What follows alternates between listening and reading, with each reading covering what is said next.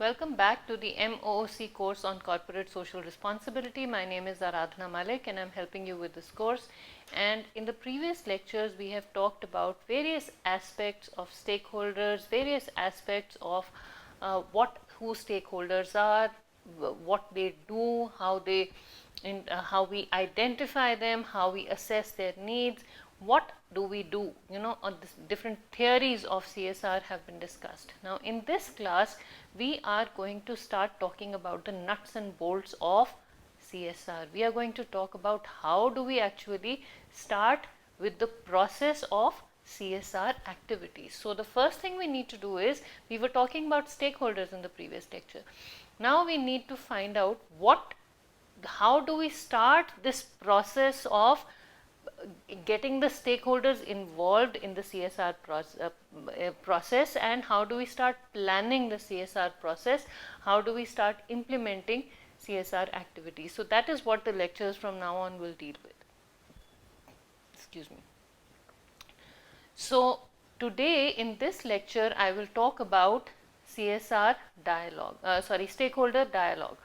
Stakeholder dialogue is the interaction between stakeholders and organizations. Let me just show you. Let's see what we have in this lecture. Okay. Stakeholder dialogue.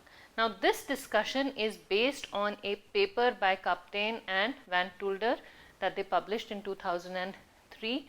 I will give you the complete reference of the paper. It's a beautifully written paper about stakeholder dialogue, the interaction between stakeholders and the profit-making organizations. Stakeholder dialogue, according to the authors, is, when they say stakeholder dialogue, they say that in the dialogue with stakeholders, both primary and secondary opinions are exchanged, future interests and expectations are discussed, and standards are developed with respect to business practices. So when dialogue takes place with the stakeholders, dialogue is the interaction, the process of understanding what the other person needs. It is the process of knowing what the stakeholder wants. We need to find out, we need to come together, we need to talk to them, we need to sit across a table and discuss and say, these are my expectations, these are your expectations. This is how we will get our expectations to match with each other. This is how we will satisfy each other's needs. Okay, so that is what stakeholder dialogue is, and it is in the dialogue, it's a cooperative process. You get together with stakeholders and you exchange opinions. You find out what their opinions are, you share your opinions with them, you find out what their interests are, you share your interests with them. You find out what their expectations from you are, you share your expectations of them with them, and you sort of sit together and find out how you can get together and do something together, how you can build a collaborative process. That is what stakeholder dialogue is. Now, before we move into stakeholder dialogue, we must understand that, oftentimes what happens is that one of the parties says that I will do what I want and I will not listen to the other party.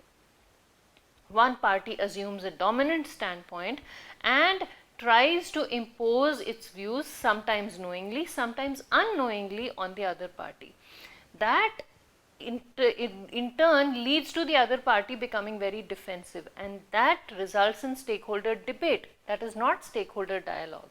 It's not just two parties talking to each other. A dialogue happens when both are on an equal footing. Stakeholder debate is when both are trying to get a one-up on each other. So we must learn to differentiate between stakeholder debate and stakeholder dialogue. Now, the authors of the paper that I was telling you about have very beautifully summarized the differences between stakeholder debate and stakeholder dialogue. They say that the first point of difference here is competition. Competition with a single winner or only losers, either or thinking. In stakeholder debate, both parties say that I want to achieve my goal and what the other party gets is of no concern to me. That is either or thinking. It's either this or that. There is no middle ground. Okay, so that is a competition, single winner or only losers. Stakeholder dialogue results in cooperation where everyone is a winner. Both the parties sit across the table, both of them learn to, they are tolerant of each other's issues, of each other's standpoints. They win a little, they lose a little, and they come to a mutually agreeable, mutually acceptable situation, and they say, well, okay, if I'm losing a little bit, I'm also gaining something. So I may not be gaining whatever I wanted, my benefit may not be 100%, but in losing a little, I give the other party a benefit that they would not have got, and in doing so we cooperate and the relationship is much longer lasting. So that is stakeholder dialogue. It's a win-win situation. It's an and thinking. The second point of difference that the authors say is egocentrism. In stakeholder dialogue, both the parties are egocentric. They say, my opinion is dominant, my opinion is the better of the two. In this situation, my opinion should hold good and the other's opinion is of no consequence. Where it is egocentric, where the other party is a threat or a means to personal profit. Now when they talk about dialogue, in stakeholder dialogue, the approach is empathetic, where the other party is an opportunity and represents an intrinsic interest. So we put ourselves in the shoes of the other party and say, well, what can be done to make this situation beneficial for all? We try and see things from the other person's perspective also. That is empathetic thinking. The third point of difference here is stakeholder debate means that you put yourself in a better light. You try and get a one up on the other person. You say that my view is the better one and the view of the other person holds no good. So you try and portray yourself in a better light. In stakeholder dialogue, you just be yourself and let the other party accept you or reject you as you are. When you be yourself, in not making that extra effort to show yourself in a better light, you are also not pulling the other party down. When we say I am better than you, that means we are implying that you are worse than me, right? So they don't try to show, they don't try to put themselves in a better light. They are who they are and the other party sees them as they are, and the situation is much more congenial. Then the fourth point of difference is speaking, to which others listen. In stakeholder debate, we speak, we want the others to listen. In stakeholder dialogue, we listen to others before we speak ourselves. Very, very important. Listening. Listening is such an important skill. I wish I could take you through a course on communication through the module on listening. It is available through the NPTEL course on communication, and it's called International Business Communication. It's available through the NPTEL and it's not for certification. I'm sure the videos are out there. Please go through them. There's a whole module on listening, what listening is and how important it is. Various people have discussed it. Just go to YouTube and listen to lectures on listening. It is such an important skill for anyone who wants to make a difference in the social arena. For anyone who wants to make a difference anywhere. If you want people to listen to you, you must learn to listen yourself before you expect others to listen to you. Listening. Okay? Listening to others before speaking yourself. Stakeholder debate is about the next point of difference. Fifth point of difference is influencing. I will push you, I will coerce you, I will make sure you go in the direction that I have decided. Stakeholder dialogue, on the other hand, is about convincing. I will give you the reasons to listen to me. I will give you the reasons that I feel will help you understand why I am saying what I am saying. I will try to convince you through fact, through logic, sometimes through emotion, but I will not put any pressure on you. That is what happens in stakeholder dialogue. In debate, we push people. Okay, in stakeholder debate, we confront, we combat, we become destructive, whereby the weaknesses and wrongs of the other party are sought out and the similarities are negated. Okay. In stakeholder dialogue, we try to engage in a constructive discussion from a point of mutual understanding and respect, looking for the similarities from which to consider the differences. So we don't engage in a confrontation, we don't engage in a combat, we don't try to attack the other party. We try to find out what the similarities are, where are the differences, what we can bring out so that we can collaborate. Stakeholder debate is a closed and defensive attitude. Both the parties have a closed and defensive attitude because you personally know the truth. In stakeholder dialogue, both the parties have a vulnerable attitude because there are many truths, and where parties are open to criticism about their own performance, and they can use this to learn from each other. So you say, I know the truth and the other party is lying. That's a debate. In dialogue, you say, well, the other person could also have a perspective. Let me listen to it. Let me listen to it. Okay. So that is a vulnerable attitude. I could be wrong. The other party could have something very important to say.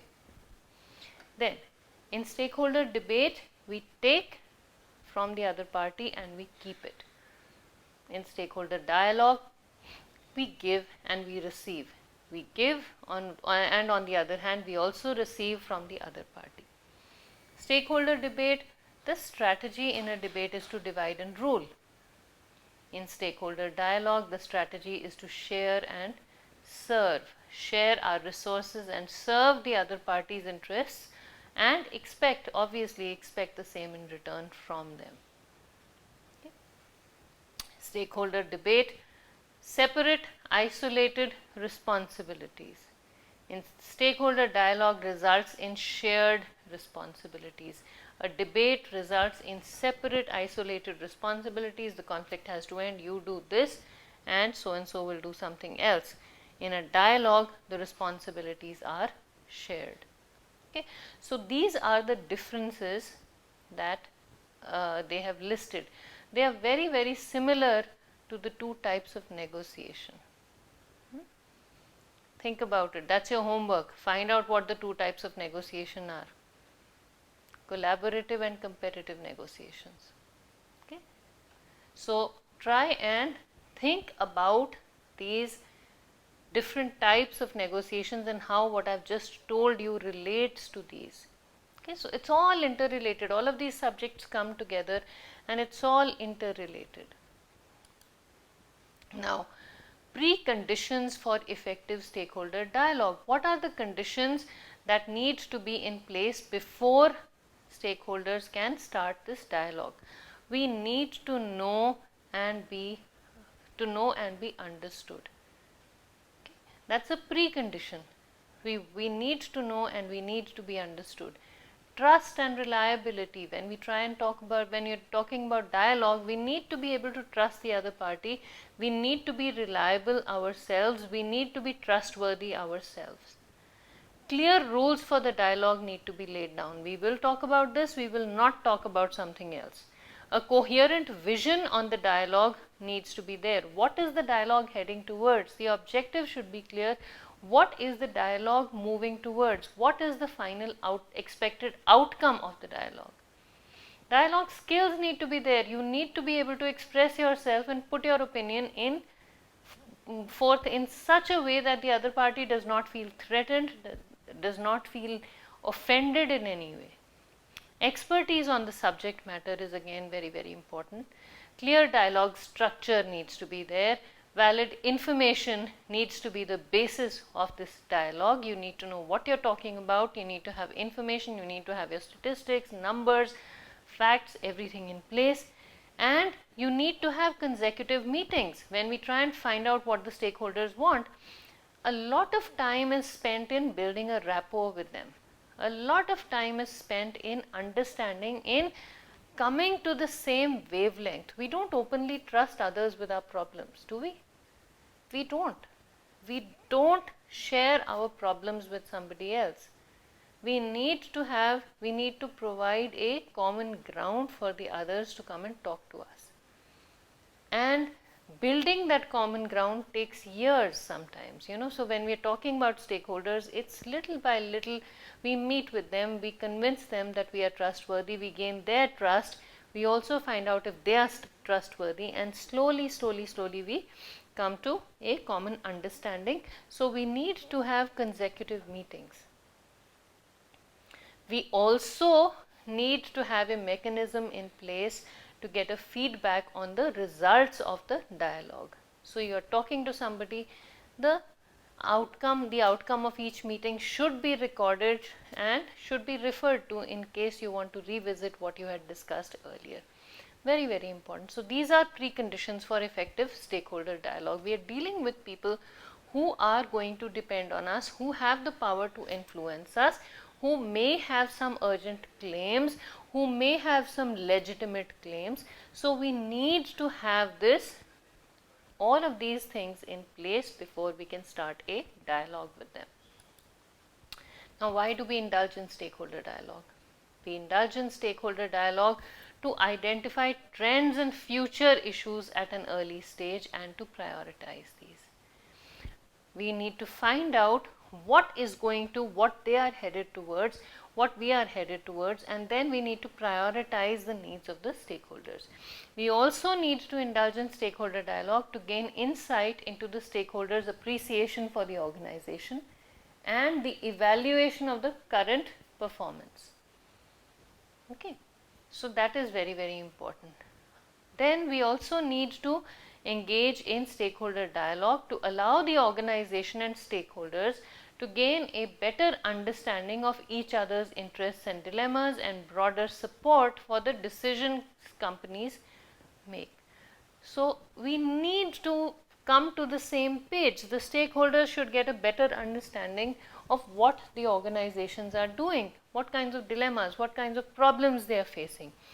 Okay, and they also need to know what we as stakeholders are facing. So to bring everything onto the same page, we need to have a dialogue to resolve specific tensions in the relationship with stakeholders. Very, very important.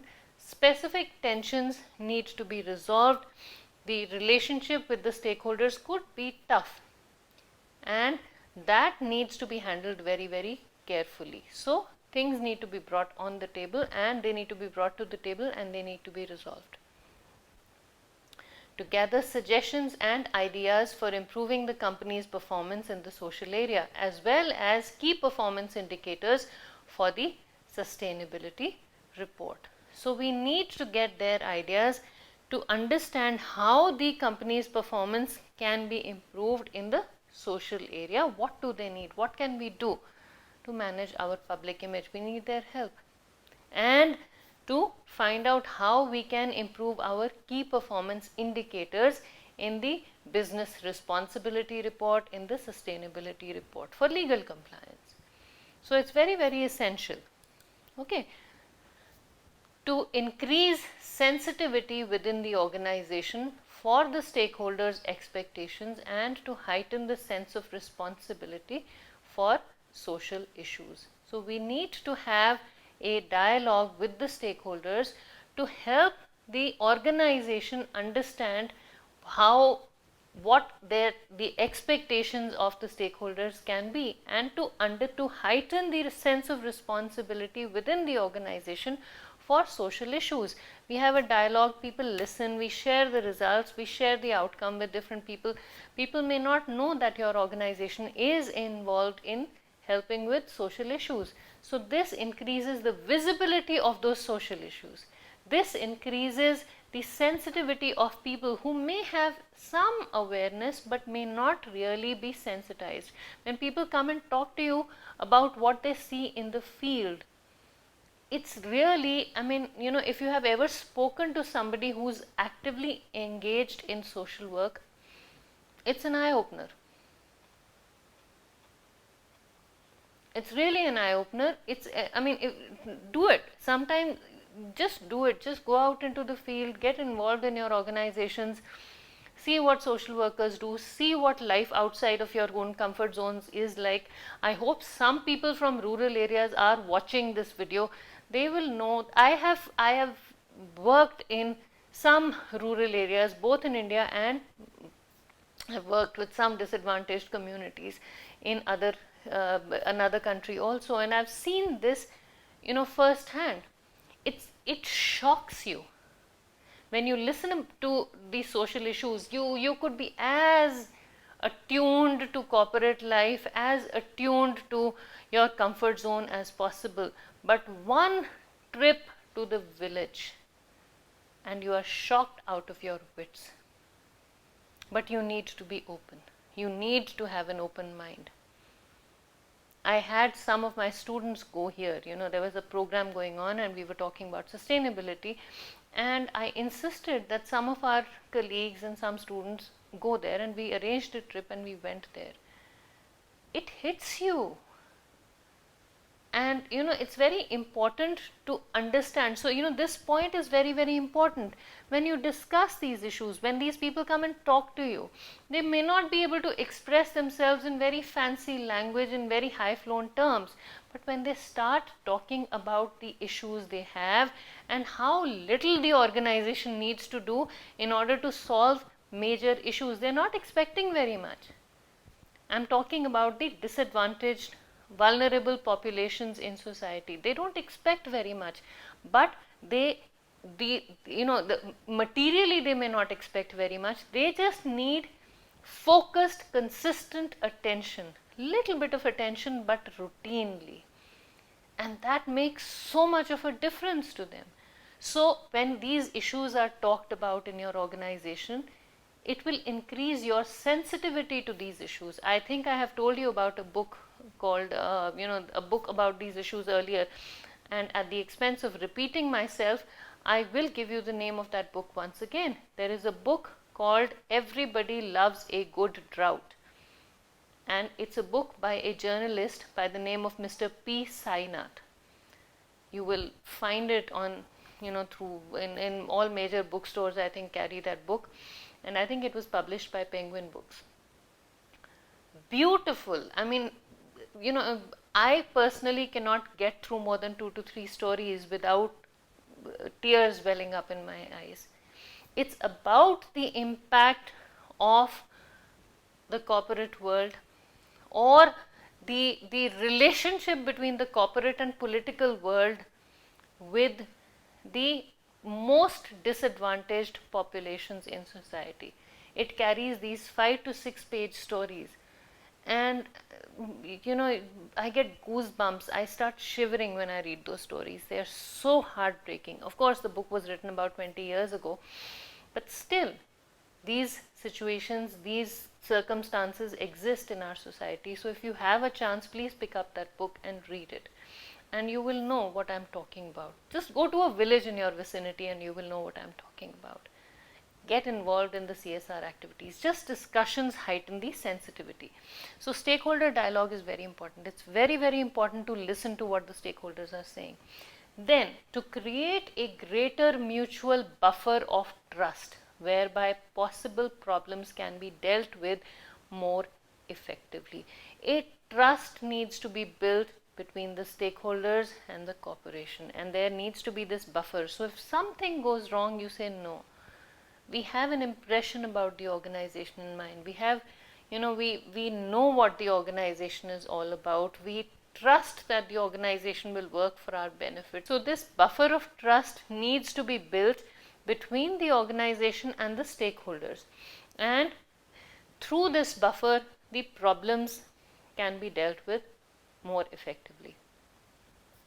To avoid incidents, when you talk to another person, you start developing, still dealing with the previous point, when we talk to another person, we start developing, we start seeing things from their perspective, we start developing a bond with them, we start believing what they are saying, we start having faith in what they are saying. So the trust comes with consecutive meetings, and that is why this dialogue with continued meetings is very, very, very important.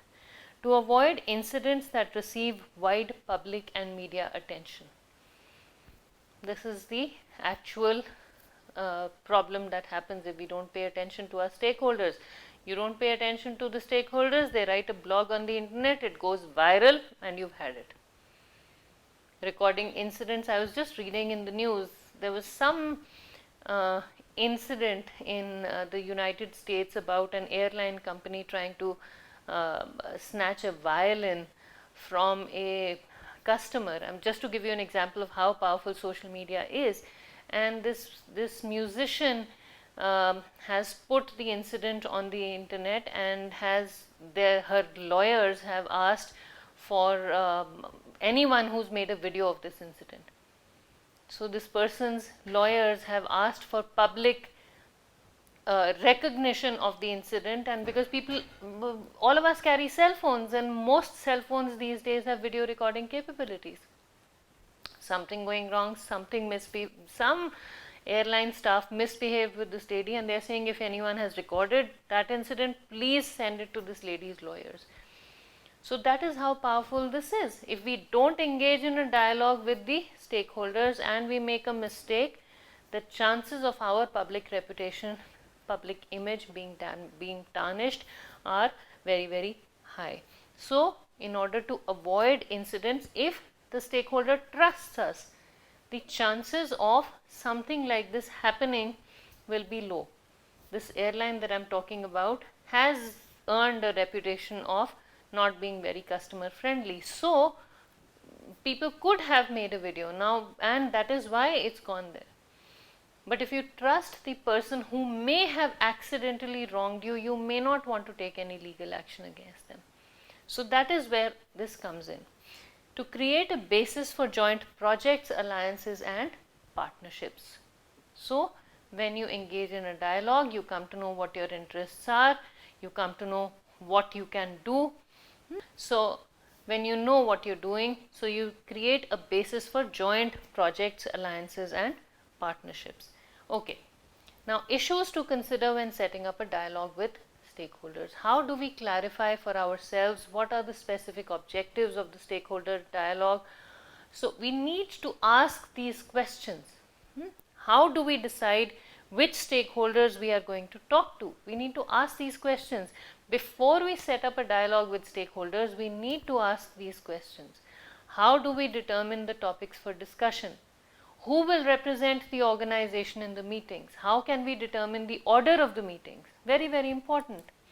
How often should the meetings take place? How do we avoid leaving out stakeholders, as a result of which they may feel excluded and cause a big fuss? How do we retain our freedom to make decisions and carry our responsibility for these? How do we avoid stakeholders abusing the trust we vest in them and the information we share with them?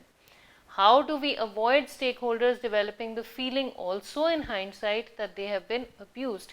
So if we engage in a dialogue with the stakeholders, we need to also be prepared with these issues. When we engage in a dialogue on the one hand can be beneficial, on the other hand it can expose our vulnerabilities to the stakeholders. So we must be cautious, we must tie all loose ends in the dialogue. Okay, how can we learn the most from the meetings? How do we avoid creating overly high expectations among the stakeholders about the content and follow-up of the stakeholder dialogue? How do we prevent a stakeholder dialogue from becoming a time-consuming exercise? It has to be pointed, it has to be focused, it has to be going in some direction. How can the dialogue be embedded in the management systems and the sustainability report that may be published? Legal compliance. We have a dialogue, we take the learnings from that dialogue and we need to get it published. How can we know that the stakeholder dialogue satisfies the wishes of the stakeholders? Very, very important. It has to, yes, it will benefit us, but has it benefited or will it benefit the stakeholders? Now, if we do not pay attention to these issues, and I've just read through these issues because I've already discussed these points in the previous discussion. If we don't pay attention to these issues, what can happen? Stakeholders can feel ignored. They may feel abused. We are trying to find out what they want, and they may feel abused. They may feel that you're taking advantage of them, not giving them anything in return. Meetings becoming a repetition of sets. So it's just you getting together, meeting, talking about things, no outcome. Unless there is a clear vision, unless you can really have an objective that you're heading towards, this becomes a problem. Internal support for the meetings crumbling. So meetings may not be going in a direction, in some direction, and there should be internal support from the, so this can lead to internal support for the meetings that crumble. Misuse of confidential information. So if you don't pay attention to the information, to the issues that have been mentioned, confidential issues may be misused. Now that is all we have time for in this class, and I know I have breezed through several topics and I have given more attention to certain issues, but this is a very, very long, very important discussion that I would really like you to pay attention to. If you know of any other examples of stakeholder dialogue, please share them on the forum. I keep encouraging you to participate in the class. Please share your thoughts, your insights about whatever is being discussed on the forum, and this class can be more interactive that way, and I promise you I will respond to your queries on the forum. So thank you very much for listening. We will continue with some more discussion on how we do CSR in the next class. Thank you.